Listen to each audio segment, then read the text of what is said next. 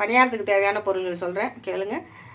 பச்சரிசி 1 tumbler, புழுங்கரிசி 2 tumbler, கொஞ்சோண்டு வெந்தயம், 50 உளுந்து, ரெண்டையும் ஒன்றா ஊற போட்டுக்கணும். ஊறினதுக்கு பிறகு அரிசியையும் உளுந்து ஓடினதுக்கு பிறகு, உளுந்தும் வெந்தயமும் ஓடினதுக்கு பிறகு அரிசி அள்ளி போட்டு ஒன்றா அரைச்சி நைஸாக அரைச்சி அள்ளி கொஞ்சோண்டு உப்பு போட்டு கரைச்சி வச்சிடணும். கரைச்சி வச்சதுக்கு பிறகு விடிஞ்சு வெல்லத்தை நமக்கு தேவையான அளவு மாவு எடுத்து, எவ்வளவு நம்ம மாவு எடுக்கிறோமோ அந்த அளவுக்கு வெல்லம் தித்துப்புக்கு தேவையான அளவுக்கு போட்டு பணியாரம் சோடாப்பெல்லாம் போடாமல் வீட்டுக்கு செய்கிறது.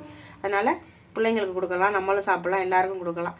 அப்போ கொஞ்சமாக எண்ணெய் விட்டு பணியாரம் ஊற்றினா பஞ்சு மாதிரி நல்லாயிருக்கும். 1 கிலோ அரிசிக்கு 1/2 கிலோ வெல்லம். நான் அதில் மாவை வச்சுட்டு கொஞ்சமாக மோண்டுக்கிறேன். 4 அச்சு தான் இப்போ போடுறேன்.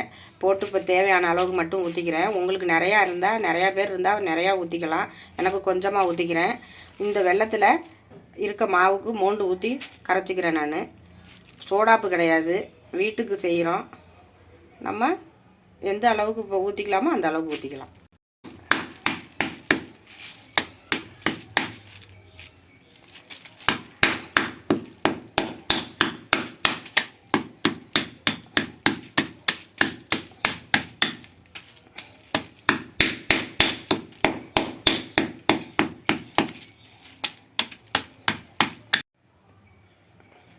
வெல்லத்தை உடச்சி இதில் போட்டேன். நான் இப்போ தேவையான அளவு மாவு மோண்டு ஊற்றுறேன்.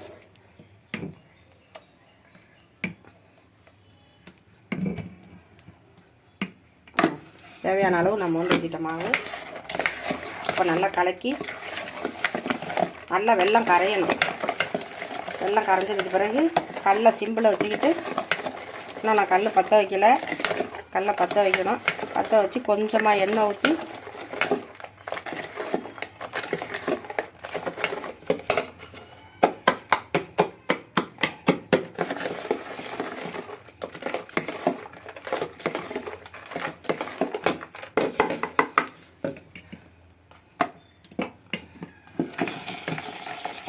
வெல்லம் கரையட்டும். அடுப்பை பற்ற வைப்போம். வெல்லம் கரைஞ்சதுக்கு பிறகு கல் சூடு ஏறணும்.